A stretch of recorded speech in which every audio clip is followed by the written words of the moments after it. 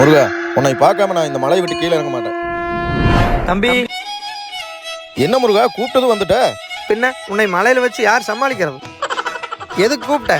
முருகா, சுத்தியும் பாரு, மத்தவங்க எல்லாம் எப்படி இருக்காங்க, நான் எப்படி இருக்கேன்னு. இதுல இருந்து என்ன தெரியுது? நீ ரொம்ப வகுத்தச்சல் இருக்குன்னு தெரியுது.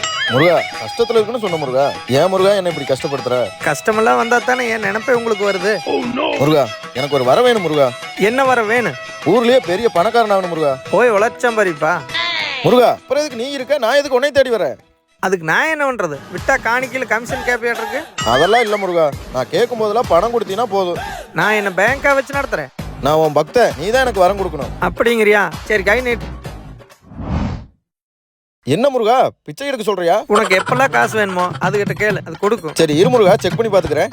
கடவுளையும் செக் பண்ணி பாக்குறீங்களா? மனுஷனோட இயல்புல 2000 ரூபாய் கொடு.